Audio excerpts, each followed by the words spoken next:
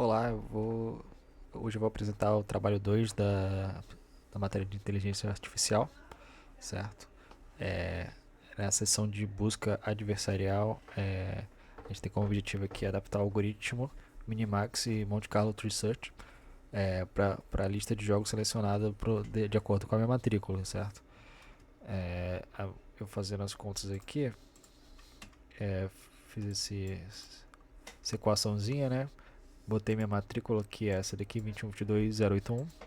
Ele fez o resto da divisão e eu somar mais um com base na regra aqui do enunciado.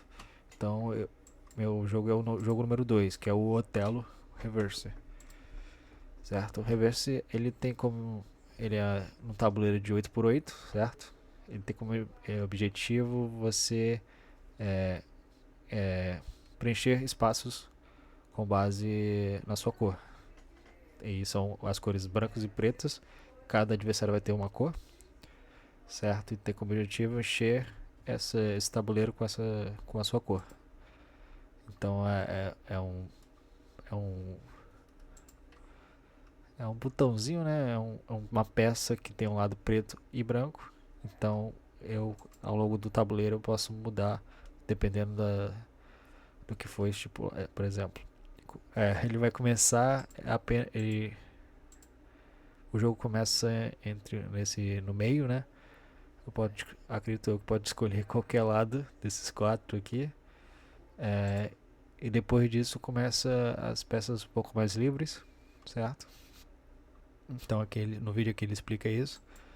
Aí quando acaba de preencher o espaço no meio, as peças das cores opostas só podem ser inseridas tangenciando a cor do adversário. Nesse caso aqui, por exemplo, a peça era branca, né? Então eu tenho que botar a peça preta aqui. Não posso botar do lado das pretas. E eu vou explicar depois. Aí que ele vai flancando, ele vai girando. Então, como é que isso acontece? Quando eu tenho duas peças de um lado do outro, de dois lados do tabuleiro, né? Se eu completar essas duas peças por exemplo, nesse caso aqui tem um branco e as duas peças na ponta, né?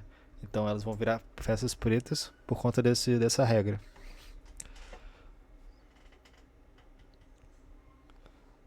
E é basicamente esse o jogo. Então você pode mudar ao longo do.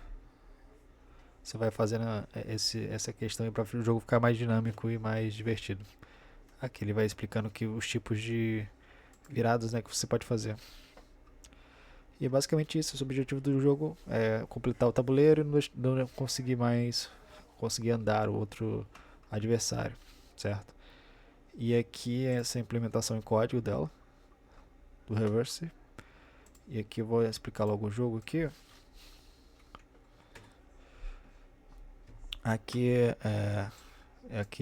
eu boto o Python e Reverse aqui para ele já ativar o jogo, certo? Aqui dá o bem-vindo e as instruções, porque você tem que digitar as coordenadas, aí ou digitar pass para passar a vez, ou quit para sair do jogo, certo? Aqui ele dá o tabuleiro em NumPy, que é um vetor, e já começa aqui as do meio já postas, certo?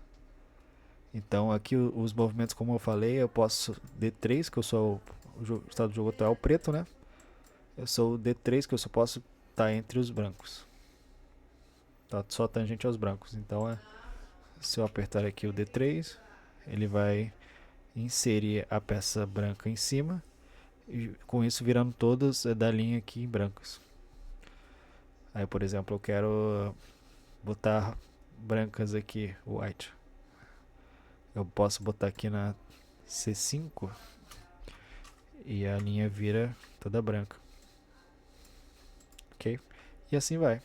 Essa é a implementação do jogo, certo? Aqui em código tem a classe Otelo, né? E aqui inicia o jogo. Aqui inicia o tabuleiro com as configurações iniciais, que como eu falei no Py, de zeros, certo? que printa o tabuleiro, verifica se a posição está dentro do tabuleiro. Aqui retorna o número do oponente e assim vai.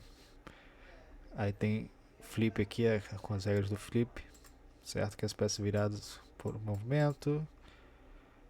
E que make a move, faça esse movimento, ele executa o movimento no tabuleiro, certo? Que ele vai verificar a linha coluna, aí se for falso vai retornar falso, e se for true ele faz esse flip aqui, certo? Aí o score e o play, né? Que é a parte principal quando na entrada do jogo.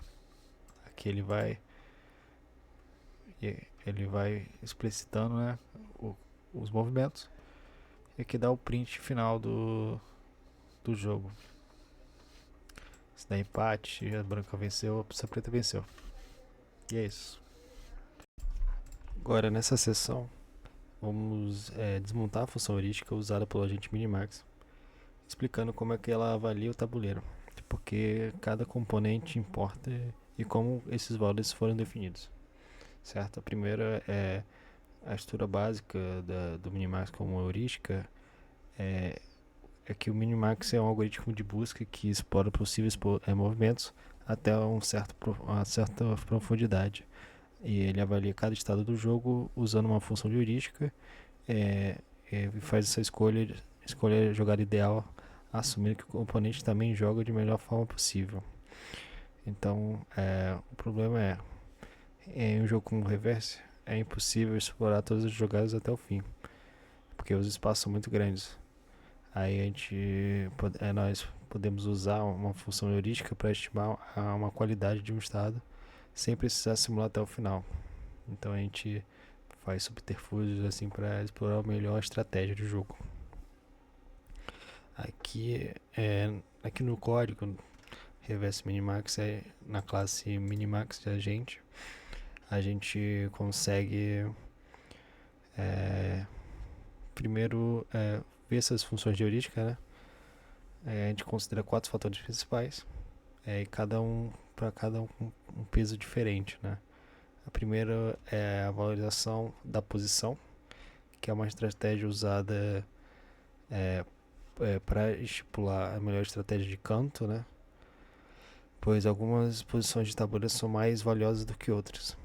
Aí, por exemplo, os cantos, que uma vez conquistados não podem ser revertidos. As bordas, que facilita a conquista dos cantos, e a casa do meio, que tem menor impacto estratégico. Aí, por exemplo, no código em Python aqui, a gente vê a parte de peso aqui, ele vai simular o tabuleiro e dar pontos para cada espaço dele. Então os cantos são mais valiosos, certo? Então a gente vai tentar conseguir mais pesos, conseguir mais pontos nesses cantos, certo? Aí aqui a gente estipulou 120 como uma quantidade de pontos ideal. A das bordas como 20, que a gente vê bastante aqui. O 20 aqui sobrepondo nas bordas.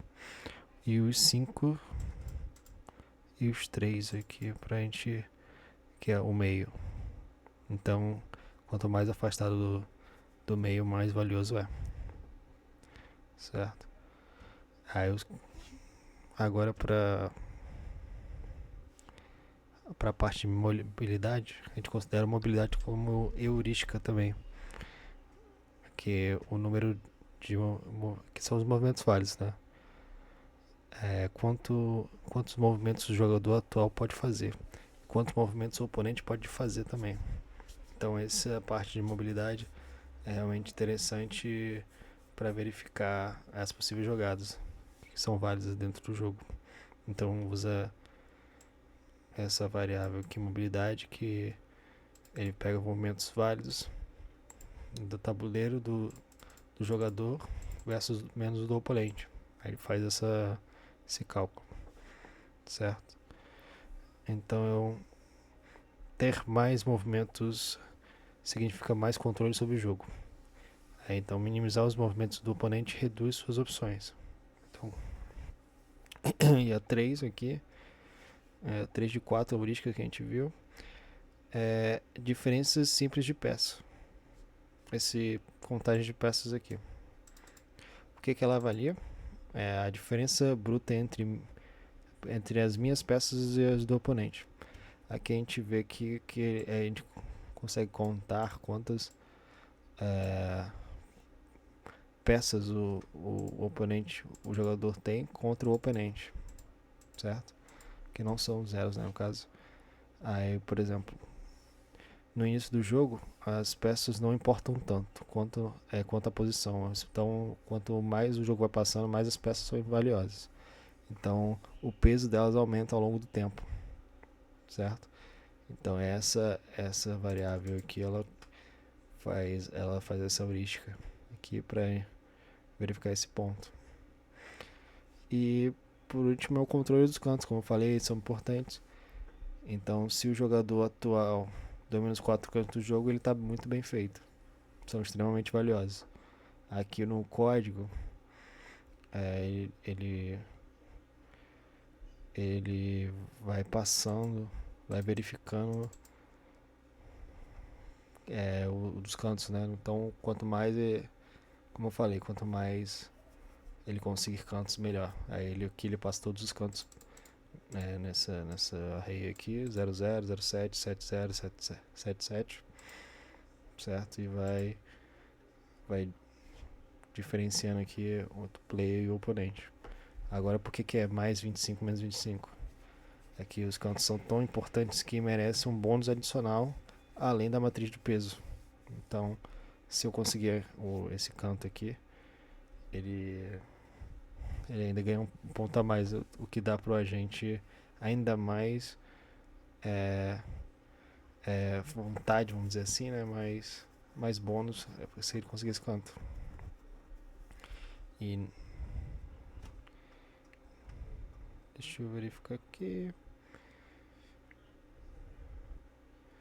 Com isso, a verificação final aqui, a pontuação final, é uma combinação ponderada dos 4 componentes. É a que eu falei. Entre a matriz, a mobilidade, a contagem e o controle dos cantos, certo? Essa combinação dá determinado score. Aí, se esse score for 40%, é um fator mais importante, é a posição. Se for 30%, o fator mais importante é a mobilidade dos meios, né, das peças. Se for 20%, são os cantos, e se for 10% são as peças, certo? E agora a gente vai jogar aqui o Reverse Minimax. Eu vou escolher as peças pretas. Aí eu vou pôr uma profundidade média aqui. Então aqui a gente verifica que o jogo ele já começa com o Minimax pensando e agindo na T3. Eu vou botar qualquer jogada aqui só para verificar o agente atuando, certo? Aqui eu botei um movimento inválido sem querer, mas o C5 agora. E aqui ele já vai pensando, já vai indo para... Você perceberam que ele já vai pensando em ir para os cantos. Se eu pegar aqui A1 agora, ele se ferrou, vamos dizer assim. Aí agora quem controla os cantos primeiros vence. E é isso. Agora falando sobre o Monte Carlos Tree Search, vamos verificar que primeiramente vamos botar o código para rodar. Aqui eu tinha botado antes. Aqui a gente chama o programa, né?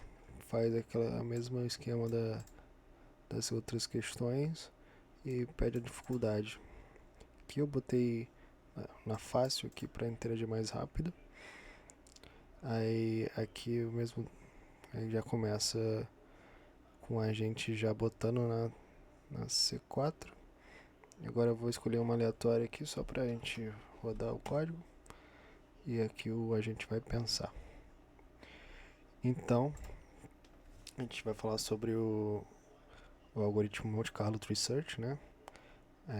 O Monte Carlo Tree Search é um algoritmo de busca que combina simulações aleatórias como uma árvore de decisões para encontrar a melhor jogada em um jogo como o reverso.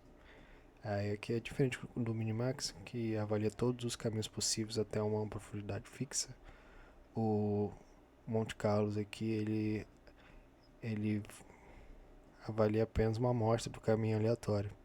Ele aprende com o passar do jogo quais são as fases mais promissórias, quais são os caminhos mais promissórios através de repetições simultâneas, certo? Aqui dentro do código a gente pode verificar dentro da classe MCTS agente, certo? Essas 4 seções aqui. A primeira seção é a de seleção, que ele desce pela árvore até um nó não totalmente expandido. Ele tem como objetivo aqui percorrer esse nó até o nó a da raiz até o nó de interesse. Ele usa como critério o CB1, né, que é o Upper Confidential Bound, para equilibrar essa exploração, tentando novos movimentos e priorizando movimentos que já foram bons, né? Então ele consegue ter um histórico, vamos dizer assim, e pensar de forma lógica, com base nas simulações passadas, certo? A segunda fase aqui é de expansão, né? Que ele vai expandir um nó se ainda houver movimentos não tentados. Assim, ele tem como objetivo adicionar um novo nó à árvore se houver movimentos não explorados. Aí ele faz isso, quando um nó tem um movimento não testado, um deles é escolhido e um novo nó filho é criado. Então, essa é a parte número 2. Já a número 3 é a simulação, que tem como objetivo jogar uma partida aleatória a partir de um novo nó até o fim do jogo. Então ele simula essa partida aleatória e usa política. Ele usa movimentos totalmente aleatórios, não podem ser substituídos por heurísticas simples. E depois ele faz uma retropropagação, que tem como objetivo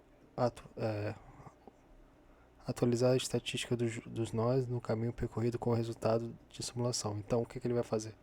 Primeiro ele vai fazer a seleção, né, desce para os nós, depois expande, depois ele faz uma simulação, depois retorna com esses resultados ao longo da árvore.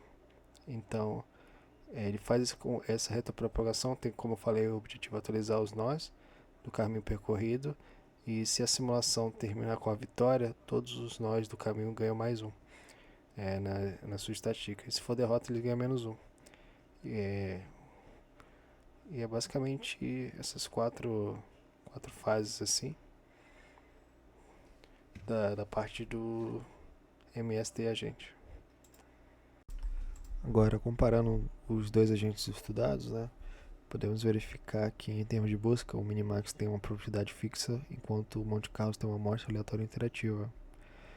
Em termos de heurística, o Minimax exibe função de avaliação de forma manual, enquanto o Monte Carlo não precisa, pois ele vai simulando os jogos de forma aleatória. Já em termos de velocidade, o Minimax é muito mais veloz do que o Monte Carlo, mas o Monte Carlo vai melhorando ao longo do tempo. Tanto que quando a gente verifica que o jogo a partida jogada, ele vai verificando o tempo aqui, e a parte do Monte Carlo é muito mais demorada, já o Minimax é muito mais interativo, muito mais rápido. Por exemplo, se eu botar um B4 aqui, ele vai ficar pensando e depois que ele vai me responder. Já o Minimax não, era a mesma hora. E em termos de uso no jogo, né, o Minimax ele é limitado por profundidade. Já o Monte Carlo é mais adaptável a posições complexas. Então, como a gente vê na heurística do Minimax, a gente verifica termos que o agente possa facilitar para a gente jogar. Então, mas não muda o fato de não necessariamente são melhores estratégias, mas não significa que ele vai ganhar todas. Já o Monte Carlos é uma abordagem completamente diferente, que ele vai verificando com base de... ele vai jogando jogos, como você imagina você jogasse milhares de vezes o mesmo jogo, você vai ter uma noção maior das possíveis jogadas. Apesar de já, em termos de... São duas estratégias válidas dos agentes. Cada agente tem seu ponto positivo e negativo. Explorá-los é a melhor forma de passar esse desafio. Agora, em termos de desempenho, limitações e sugestões, em desempenho, acredito que para uma abordagem mais simples, o Minimax pode ser mais útil, porque é uma heurística mais simples. Mas se você quiser algo mais dinâmico, com maiores possibilidades, Monte Carlos pode ser uma melhor pedida. Só que precisa de uma capacidade de hardware maior, uma GPU mais forte, uma GPU mais dinâmica. Então, para um agente mais simples, acho que o Minimax funciona. Para um agente mais complexo, o Monte Carlos. E tem essa questão do paralelismo, né, que você pode usar paralelismo para melhorar o algoritmo, para torná-lo mais eficiente. Então, essas são as sugestões desses dois casos, assim, como no caso aqui no meu computador, que não tem nem placa de vídeo, o Minimax ele se comporta muito melhor. Então agora vamos para 3.1. Aqui a gente vai utilizar, o objetivo aqui é usar o Keylane tabular, replicando os experimentos. Aqui a gente vai usar a classe Keylane agent tabular, definindo no arquivo tql.py, treinando e testando os agentes com os seguintes ambientes, que é o Blackjack, o Cliffwalking e o Frozen Lake. E para cada ambiente, indicar o hiperparâmetro utilizado, beleza? Aqui a gente vai verificar no tql.py que o Keylane tabular é uma implementação do Keylane com tabela de valores Q armazenada na matriz. O tqtrain aqui é um script para treinar o agente a coletar a métrica e gerar gráficos do aprendizado, certo? E o tql test também é um script para avaliar o desempenho do agente após o treinamento, certo? E cada ambiente aqui foi criado numa classe específica que herda o environment, que contém cada ambiente, né? Aqui o ambiente do Blackjack Environment, ele contém, claro, o ambiente do Blackjack, e assim por diante, o Cliffwalk também e o Frozen Lake também. As classes foram adaptadas, certo, para o GetState, GetNumState, que é o número de estados possíveis. Aqui o GetNumActions, que é o número de ações disponíveis. E o GetStateID, que é o mapeamento do estado para um ID único. E entre outros, dependendo do ambiente, certo?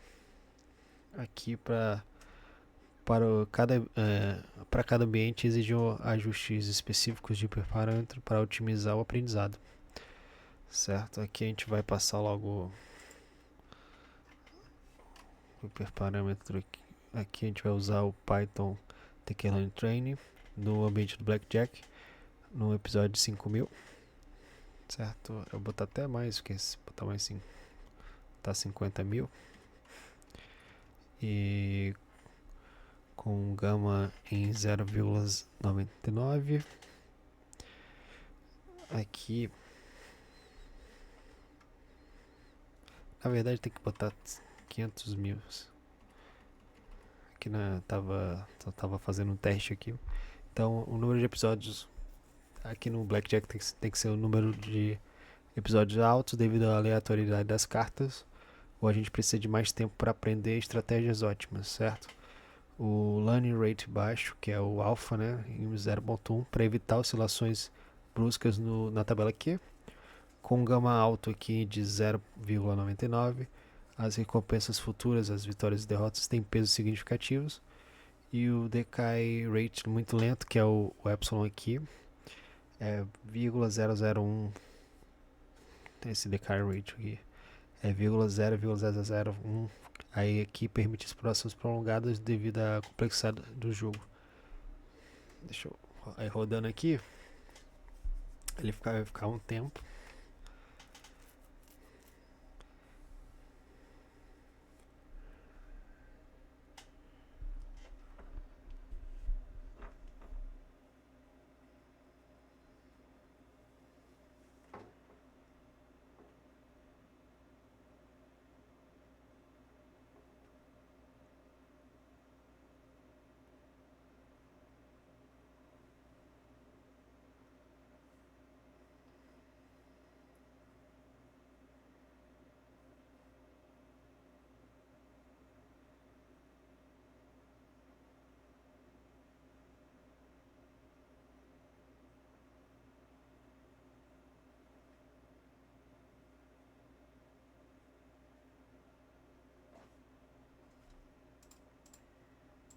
Pronto, agora terminou os 500 mil. Ele dropou um PNG aqui pra gente observar. Que o primeiro é o decaimento do valor do epsilon, né, do blackjack. Que começa com 1 e vai reduzindo drasticamente com base com o passar dos episódios que a gente vai passando. E aqui a curva de aprendizagem dele é suavizada, mas tem uma tendência de alta. Aqui com base ele com base a recompensa, né, os episódios, ele vai tendo essa tendência de alta aqui. Agora para os mesmos agora pro Cliff Walking, né? Aqui tem um episódio mais moderado de 10 mil episódios, não era o 500 mil do outro, porque ele tem uma convergência mais rápida, porque não tem a aleatoriedade do que tinha o Blackjack, tá? O learning rate aqui é 0,5 ponto, o gamma é moderado, 0,9, que é o balanceio das recompensas, e o decay rate aqui ela é a redução do gradual da exploração aqui para priorizar a política de aprendizado. Então se a gente dar um ok aqui, ele vai bem mais...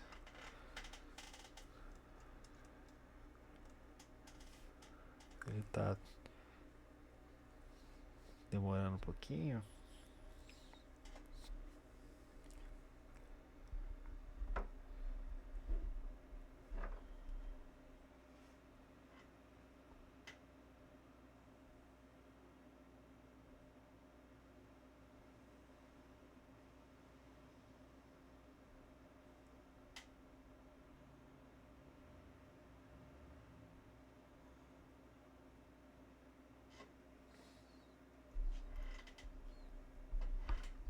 Pronto, já dropou nosso PNG, certo? A curva de aprendizado foi bem diferente da Blackjack. Aqui a gente nota que a recompensa quando vai para zero estagna, e aqui no epsilon o decaimento é logaritmo, então a curva é bem acentuada com o passar dos episódios. Agora para o outro ambiente,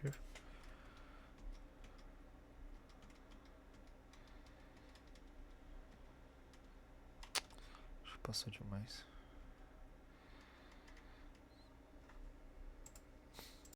Então agora eu vou explicar o Frozen Lake. Esse é o 4x4, certo? Aqui tem o número de episódios de 20 mil. O learning rate aqui é 0.8, porque é necessário lidar com as aleatoriedades do gelo escorregadio. O gamma é alto para incentivar o agente a alcançar o objetivo, que é não cair no gelo. O decay rate ajustado a gente vai ver depois que é mais lento que o de 8.8, porque para ter maiores exploração. E o número de episódio aqui é 20.000. A gente vai ver que vai ser menor que o número do 8.8.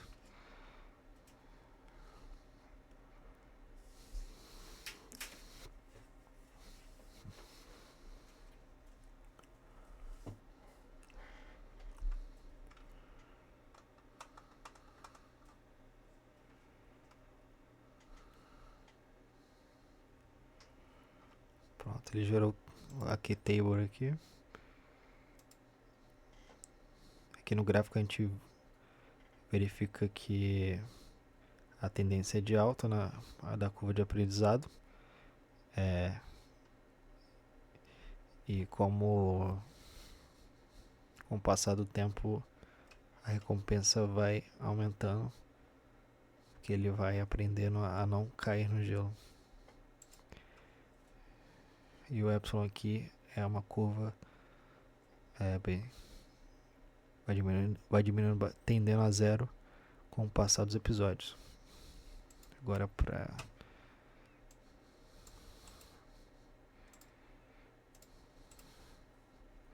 aqui é o 8.8. Deixa eu passar aqui. O número de episódios, como eu falei, aumentou. Para ele, por conta do espaço, é maior. O desafio agora é 8x8. O decay rate aqui é menor. Porque para ele explorar mais. O learning rate aqui é 0.7. Para ele, como eu falei, para lidar com a escorregadia do espaço. E o gama aqui continua sendo 9.5 para incentivar mesmo a ele não cair no problema no gelo escorregadio. Aqui tá quase finalizando.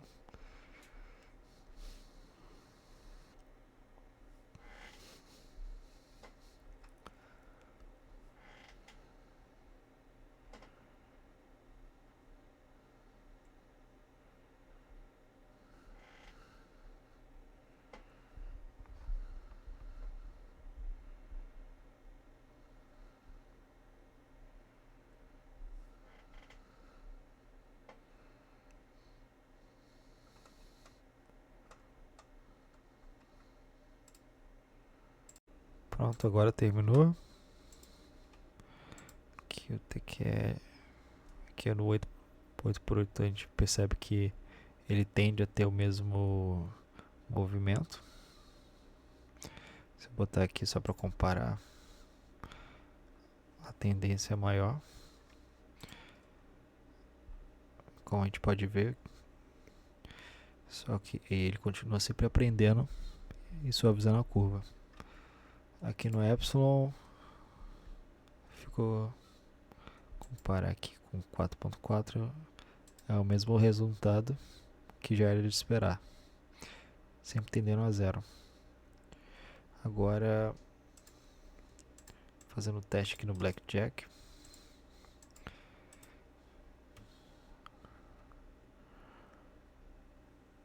Então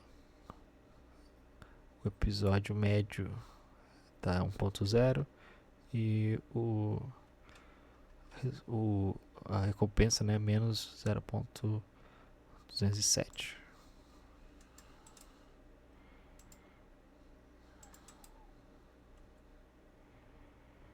Aqui 13 e aqui menos 13.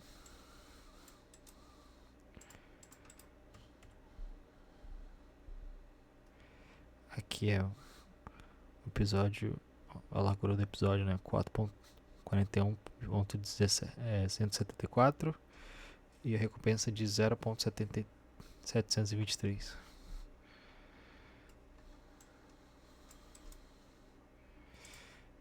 E agora, por último,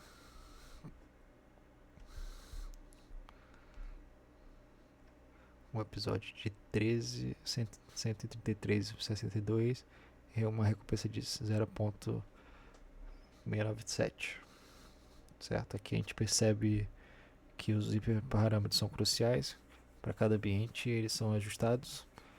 No ambiente estocástico, como o Blackjack e o Frozen Lake exigem mais episódios e a taxa de aprendizado tem que ser mais cuidadosa, né? Em ambientes determinísticos como Cliff Walking aqui, que converge mais rápido com um alfa mais alto.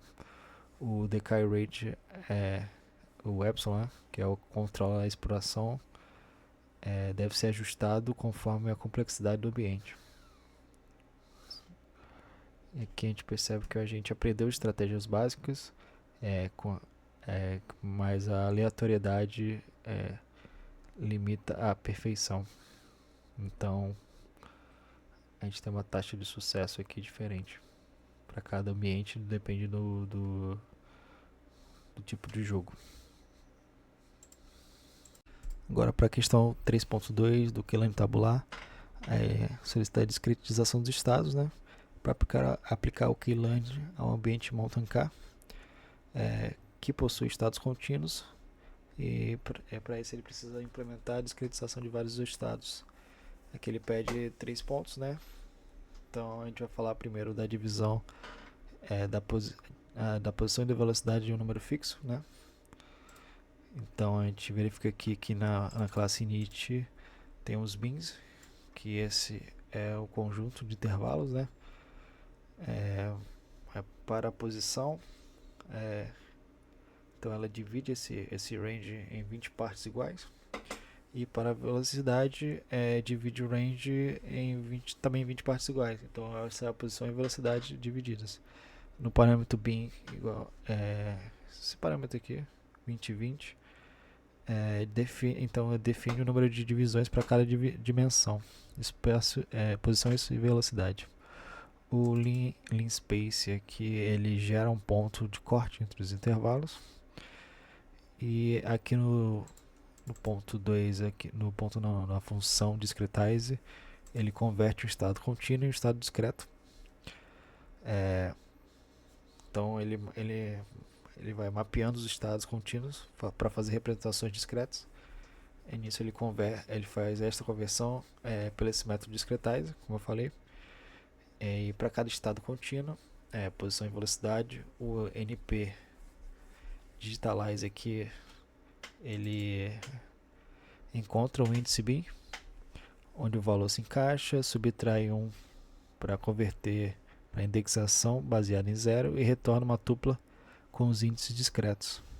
Então esse é o resultado dessa função. Então ele converte e discretiza essa função. Depois o getStateID também é uma função importante que converte uma tupla em um ID único. E é isso. Agora para a questão número 3.3, vou começar logo com o código para deixar rodando. A gente verifica aqui que é o jogo do Blackjack, num gama de 0.99, o line rate de 0.4 e o episódio de 660.000. Aqui o gama é alto para uma recompensa alta. Então aqui dentro do código do Blackjack Feature Extraction Extractor, a gente mudou apenas algumas funções. A primeira, a distância do jogador em relação ao 21, que é o F1, invertendo o valor da distância. Se o jogador atingir exatamente 21, ele retorna 1. Então é a taxa de sucesso, né? O F2, ele indica se o jogador possui um AIS utilizável. O F3 aqui mede a distância da carta do dealer ao 21. Aí se o dealer tiver um AIS, ele considera como 11, né? O F4, assim ele soma a soma ponderada do jogador acima de 17, porque aí ele, em vez de 0 a 1, ele retorna uma proporcional à distância de 17. O F5, que verifica que o jogador tem uma soma igual a 10 ou 11, assim ele reflete e introduz uma probabilidade complementar ao 21. E F6 ele calcula a diferença entre a soma do jogador e a carta do dealer. Aí e normaliza a diferença entre o intervalo de 0 a 1. Com isso, por último, a F7, né, que faz a combinação ponderada entre F1, a distância ao 21, e o F6, que é a diferença do jogador ao dealer. Aqui o código acabou, né? Então vamos aqui QL Result. Aqui a gente verifica que a taxa do epsilon aqui foi constante de aprendizado. E aqui a recompensa foi alta. Na verdade foi até baixa, né? Por conta de ser um jogo de azar, ele tem essa característica. Então se a gente botar a gente fizer um teste,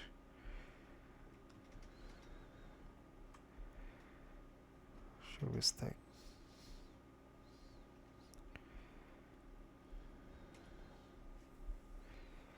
Aqui a gente verificou que a recompensa é negativa por você ter característica de um jogo de azar.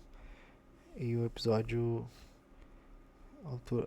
a largura do episódio é 1.959.